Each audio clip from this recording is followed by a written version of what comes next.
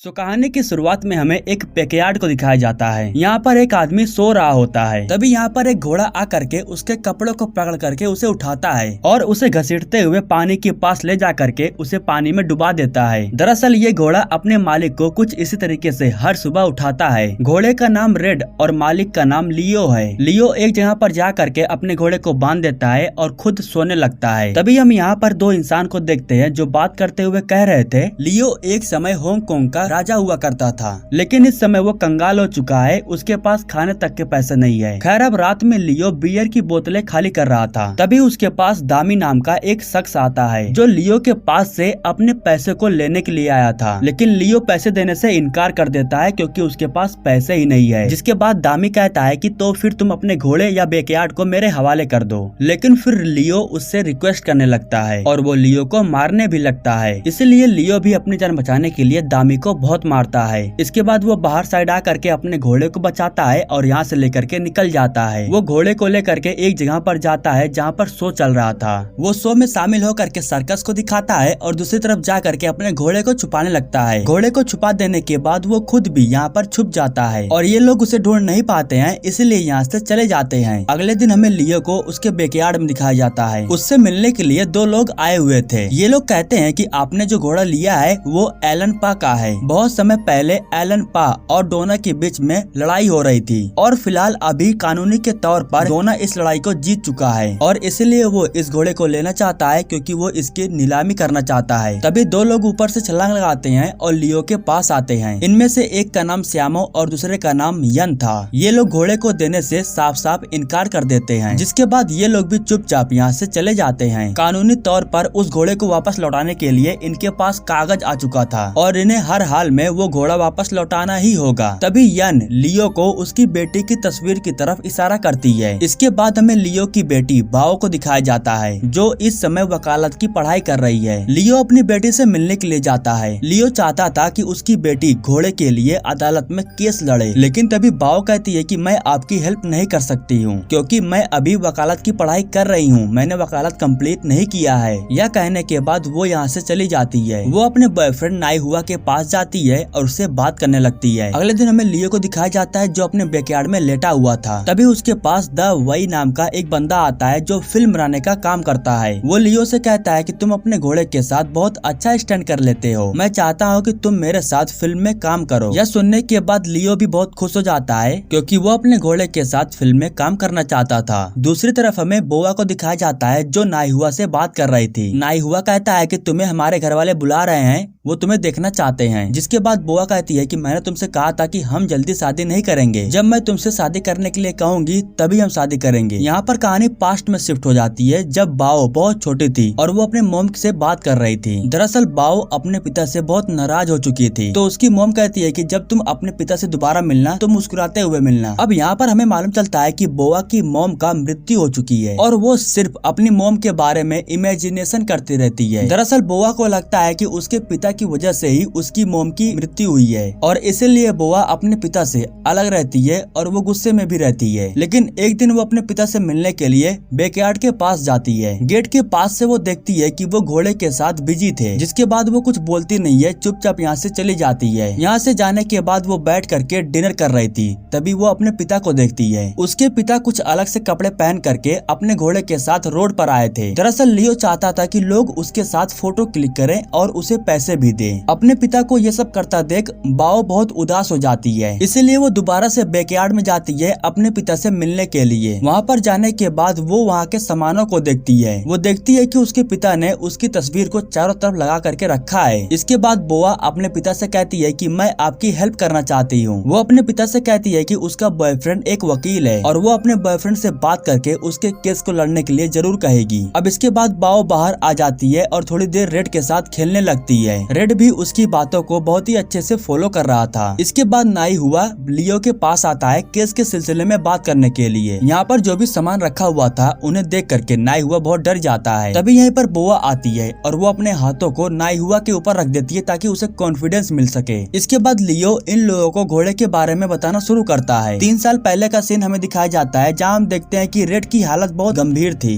जिसके बाद लियो रेड को अपने साथ लेकर आता है और उसकी देखभाल करता है और इसी के साथ धीरे धीरे रेड ठीक होने लगा और ठीक हो जाने के बाद वो लियो को छोड़ करके गया नहीं बल्कि लियो के साथ रहने लगा। उसने रेड को ये भी बताया कि वो कभी भी घुटनों के बल जमीन पर ना बैठे और इसी तरीके से रेड हमेशा लियो के साथ रहने लगा और वो आज भी लियो के साथ है। कहानी प्रेजेंट में शिफ्ट होती है और नाइहुआ रेड से मिलने के लिए आता है। उसे घोड़े से बहुत डर लग रहा था इसलिए वो उसके पास नहीं जा रहा था। तभी अचानक से रेड नीचे गिर जाता है तो नाइहुआ पूछता है कि आखिर इसे क्या हुआ। तो लियो कहता है कि इसे कुछ हुआ नहीं है बल्कि ये तुम्हें पसंद करने लगा है। खैर अब अगले दिन लियो का रेड के साथ शूटिंग था, उसे स्टंट करने के लिए जाना था और उसके इस स्टंट को देखने के लिए उसकी बेटी भी आई थी। लेकिन जब शूटिंग स्टार्ट होती है तो रेड बहुत सारे लोगों को देख करके घबरा जाता है और वो सही से बिल्कुल भी स्टंट नहीं कर पा रहा था। जिसके बाद लियो भी बहुत निराश हो जाता है और वो जा करके चुपचाप बैठ जाता है। कुछ समय बाद रेड उसके पास जाता है और उसे टोपी पहनने के लिए देता है, लेकिन लियो टोपी को पहनता नहीं है, वो फेंक देता है क्योंकि वो गुस्से में था। इसके बाद बोआ रेड के पास जाती है और उससे कहती है कि अगर तुम्हें स्टंट करना है तो करो, तुम्हें कोई जबरदस्ती नहीं है। इसके बाद रेड दोबारा से शूटिंग एरिया में जाता है और स्टंट करने के लिए तैयार हो जाता है। इसके बाद लियो रेड के साथ अच्छे स्टंट करता है और ये लोग बहुत ही अच्छे शॉट्स के साथ शूटिंग कंप्लीट कर लेते हैं। सभी लोग रेड और लियो के लिए तालियां बजा रहे थे और इसी तरीके से ये दोनों और भी स्टंट करते हैं। अब कुछ दिन बीत जाने के बाद वो दोनों दोबारा से लियो के पास आते हैं और लियो को नोटिस देते हुए कहते हैं कि तुम ये घोड़ा वापस लौटा दो। तभी रेड नोटिस पेपर को लेकर के चबाने लगता है और उसे फेंक देता है। तभी बोआ इन लोगों से कहती है कि हॉर्स ट्रेडिंग किसी की प्रॉपर्टी नहीं होती है, ये किसी की प्रॉपर्टी नहीं है, इसलिए तुम इसे वापस नहीं ले जा सकते हो। इसके बाद रेड दोबारा से इन लोगों को बैकयार्ड से बाहर निकाल देता है। उसी दिन रात में लियो अपनी बेटी के साथ डिनर करने के लिए जाता है और जब वो डिनर कर रहा होता है तभी दामी उसके पास दोबारा आता है अपने पैसों को लेने के लिए। लेकिन इस बार रेड आकर के दामी को एक जोरदार लात मारता है और इसके बाद इन लोगों के बीच में फिर से मुठभेड़ होती है और फिर लियो दामी के लोगों को बहुत मारता है और तभी यहीं पर श्यामो भी आ जाता है लियो की हेल्प करने के लिए। इसके बाद लियो अपनी बेटी के साथ घोड़े पर बैठ जाता है और उसे लेकर के यहाँ से निकल जाता है। खैर इसके बाद हमें रेड को दिखाया जाता है जो फिल्म के लिए शूटिंग कर रहा था और वो हर एक शूट को बहुत ही अच्छे से कंप्लीट कर पा रहा था। इसके बाद हम देखते हैं कि बोआ अपने पिता के साथ नाइहुआ के घर पर गई थी क्योंकि नाइहुआ के माता पिता बोआ को देखना चाहते थे। लियो को बड़े लोगों के साथ बात करना बिल्कुल भी नहीं आता है, वो अनकंफर्टेबल महसूस करता है और इसलिए वो बहुत अजीब तरीके से हरकतें कर रहा था। लेकिन तभी वो नाइहुआ के माता पिता से कहता है कि मेरी बेटी बहुत अच्छी है, मैं चाहे जैसा भी हूँ, मेरी वजह से मेरी बेटी को रिजेक्ट मत करना। खैर अब इसके बाद नाइहुआ अपने माता पिता के साथ यहाँ से चला जाता है। लेकिन इन लोगों के चले जाने के बाद बोआ अपने पिता के ऊपर बहुत गुस्सा हो जाती है। वो कहती है कि आपकी वजह से हमारा रिश्ता टूट भी सकता था और यह कहने के बाद वो गुस्से से यहाँ से चली जाती है। यहाँ से जाने के बाद वो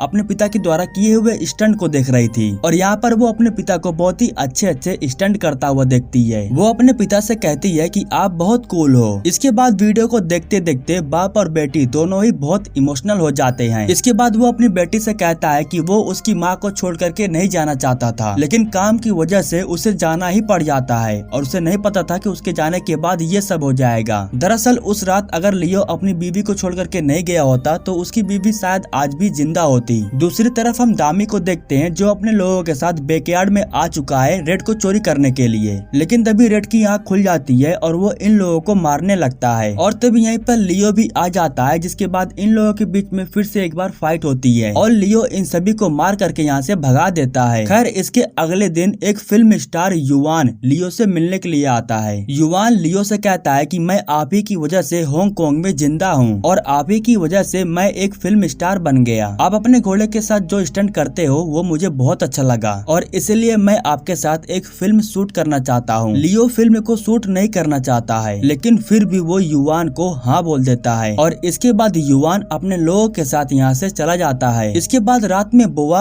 अपने बॉयफ्रेंड के साथ लियो से मिलने के लिए आती है। इन लोगों को सबूत मिल चुका था केस को जीतने के लिए, लेकिन तभी रेड कपड़े को हटा देता है और ये लोग स्टंट के सामान को देख लेते हैं। लियो कहता है कि हमें एक शूटिंग पर जाना है, इसलिए हम लोग स्टंट करने के लिए जा रहे थे। जिसके बाद बोआ कहती है कि मैंने आपसे कहा था कि आप रेड के साथ कोई भी स्टंट नहीं करोगे। अब इस सवाल का जवाब लियो के पास नहीं था, इसलिए वो चुप था और इसके बाद बोआ गुस्से में आकर के यहाँ से चली जाती है। अब अगले दिन सुबह में लियो रेड के साथ शूटिंग करने के लिए चला जाता है और जब वो शूटिंग कर रहा था तभी वो रेड के बारे में सोचने लगता है जब रेड उसे बहुत ही बुरी हालत में मिला था। इसी बीच गलती से लियो नीचे गिर जाता है और उसकी शूटिंग खराब हो जाती है। इसके बाद लियो उठ करके रेड के पास आता है और उससे कहता है कि अब हमें स्टंट को रोक देना चाहिए। इसके बाद वो युवान के पास जाता है और उससे कहता है कि वो इस शूटिंग को नहीं करना चाहता है। इसके बाद लियो अपनी बेटी से मिलने के लिए उसके पास चला जाता है और जब उसे पता चलता है कि उसके पिता ने स्टंट करना छोड़ दिया है तो वो बहुत खुश हो जाती है। इसके बाद बोआ भागते हुए जा करके रेड को गले से लगा लेती है। अब इसके बाद हमें कोर्ट का सीन दिखाया जाता है। नाई हुआ अपनी टीम के साथ पूरी कोशिश करता है कि लियो इस केस को जीत जाए, लेकिन आखिरी में वो इस केस को हार जाता है और उस घोड़े का जो दूसरा मालिक था वो इस केस को जीत जाता है। इसके बाद नाई हुआ उसके पास जा करके उससे रिक्वेस्ट करता है कि वो घोड़े को ना ले, लेकिन ये लोग उसकी एक भी बात नहीं सुनते हैं। अब रेड को अपने से अलग होता देख लियो को बहुत रोना आ रहा था। इसके बाद लियो रेड को ले जा करके उसके दूसरे मालिक के पास दे देता है और इसके बाद वो कार में आ करके उदास मन से बैठ जाता है। लेकिन तभी वो नोटिस करता है कि रेड उसके पीछे पीछे काफी समय से भाग रहा था और जमीन गीली हो जाने की वजह से वो कई बार स्लिप खा करके गिर भी चुका था। यह देख करके लियो खुद बाहर आ जाता है और वो रेड से कहता है कि यहाँ से वापस चले जाओ। यह कहने के बाद वो कार में आकर के बैठ जाता है और काफी जोर जोर से रो रहा था। अब आखिरी में बोआ खुद घोड़े के उस दूसरे मालिक के पास जाती है और उनसे कहती है कि वो एक घोड़ा नहीं बल्कि वो उसके पिता का एक दोस्त बन चुका है और उसके इस दोस्त को उससे अलग मत करो। अगले दिन सुबह में हम देखते हैं कि लियो बेकार में सो रहा था और तभी रेड उसके पास आता है उसे उठाने के लिए। रेड को देख करके लियो बहुत खुश हो जाता है और वो रेड को अपने गले से लगा लेता है। दूर खड़ा उस घोड़े का दूसरा मालिक ये सब देख रहा था। इसके बाद वो कहता है कि वो खुद इस घोड़े को यहाँ पर लाने वाला था। दरअसल वो घोड़ा खाना नहीं खा रहा था। इसके बाद नाई हुआ और बोआ भागते हुए आते हैं और रेड को अपने गले से लगा लेते हैं और इसी के साथ ये कहानी यहीं पर समाप्त हो जाती है। दोस्तों, हमारे YouTube चैनल को सब्सक्राइब करने के लिए आपको दिल से शुक्रिया।